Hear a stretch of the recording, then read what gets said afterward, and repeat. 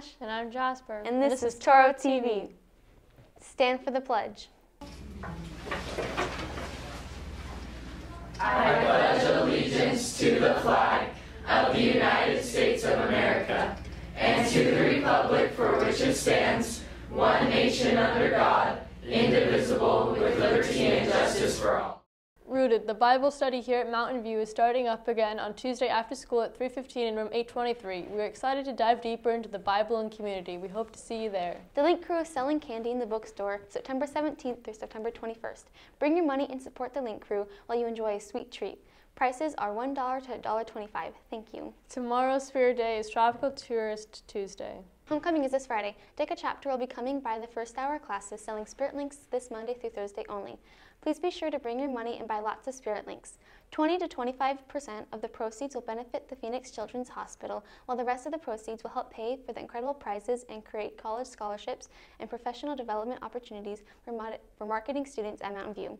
The first, second, and third place classes will receive Teacher's Choice, either a Dutch Brothers drink or an In-N-Out burger lunch. And 4th through 10th place classes will win either a donut party or a pizza party, the Teacher's Choice.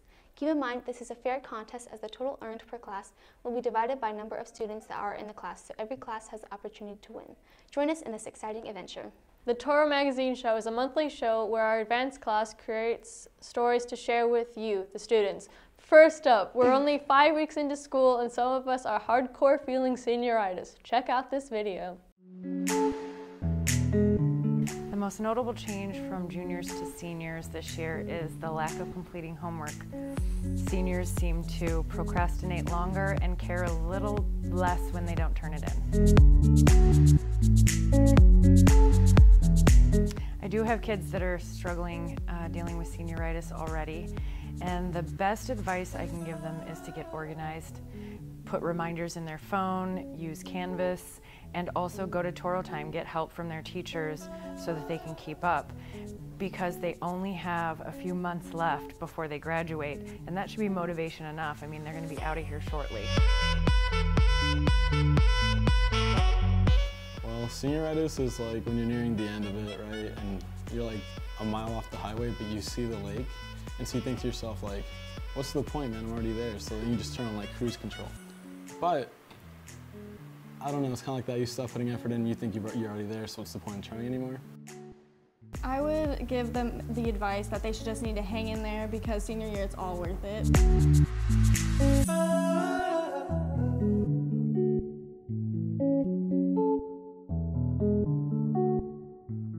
Wonder what the day in the life of the man, the myth, and the legend Greg Milbrandt is like? Let's take a look. Wow, day in the life of my job? It's actually pretty boring, I think.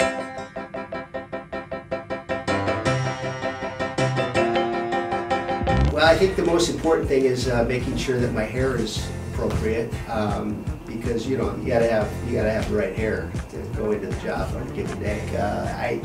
I do a lot of paperwork, a lot of requirements for the district, computer reports. You know, my desk is not always this clean. I think that it could be dusted once in a while. I don't really get to dust my office as often as I should. Well, this is my 6th year at Mountain View. Before that, I was principal at Desert Mountain High School in Scottsdale for 8 years prior to that.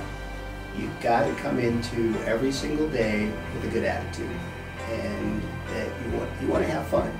You know, I love this job. I can't wait to get to work every day because I get to hang out with high school students. You know, I've been working all my career to get beyond high school, and I've never yet made it.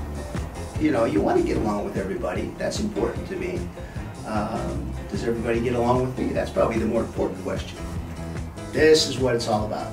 Being with you guys and being able to interact with kids and talk with them and understand the challenges that they have.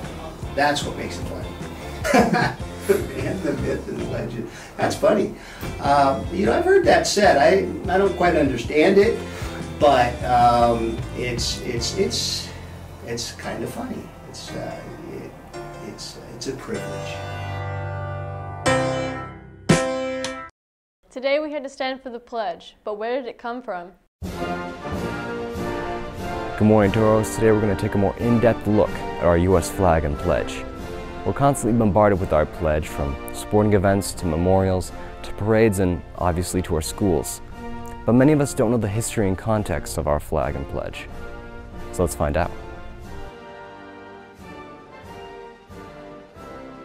It's a symbol of a lot of the freedoms that we have. We have a lot of economic choices as far as the goods and services we want, and we have a lot of choices politically with elections. If we want to get involved in politics, if we want to initiate an idea, if we can't get the attention of our local representatives. I know it was first created as an expression to recognize the support of our flag and also to support the republic, the type of government we have. It was written by a guy named Bellamy in 1892. Congress adopted a version of it in 1942, and then they added the phrase "under God" in 54 because of some support from some interest groups at the time. It's cited at a lot of public events, like a city council meeting, and then I think it was incorporated into schools when we started to have public schools.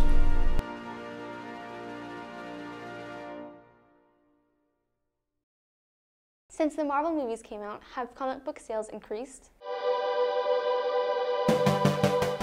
With the latest Marvel movies that came out this past year, we went out and filmed a local store that has seemed to trend in sales.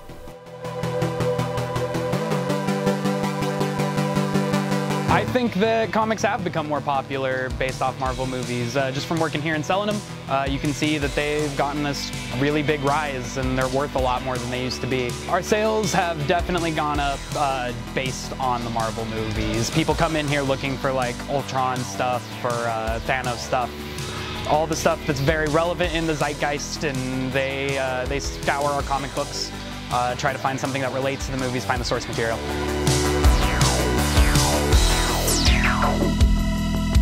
Well, other than superheroes, I personally haven't seen a whole lot of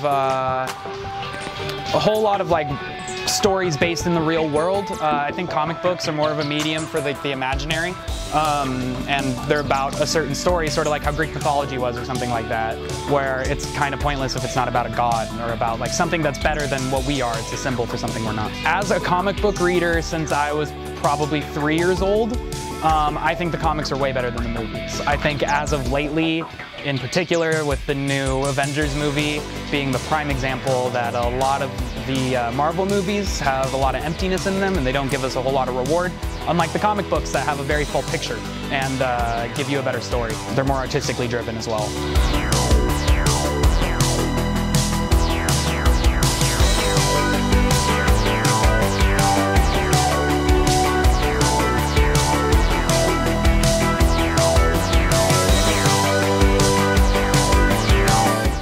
In comics, come check out the selection at Zeta Records on Southern and Gilbert Road.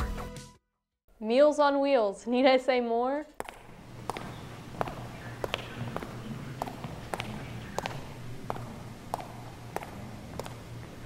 If one can define the greatest aspects of America, it's food and trucks. Together, they make the most impactful innovations since sliced bread. Food trucks. Food on wheels just makes sense. But how does one start a food truck business, and who has the answers? That man is Casey Stegny.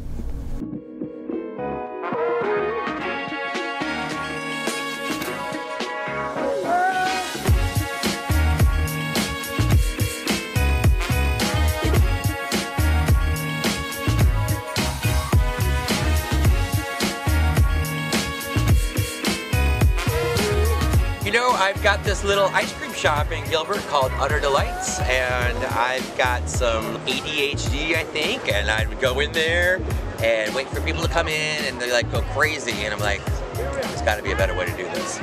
So I got a food truck. That way I can go where the people are and not wait for them to come to us. I'm one of the original food trucks in the Valley. I grew up next to Mountain View High School. I've been doing food truck events in the East Valley for like 7 years now. You guys are here in this beautiful Pioneer Park. You know, the biggest thing is passion. You need to have passion. You have to do this not because you want to make money, not because you want to be on the Food Network or anything like that. You do this because you love it. if you're not going to work every day, it's a lot easier to go to work every day. And these people here are all these great concepts in family, and the biggest thing is to just throw caution to the wind, find your passion, and work hard towards it.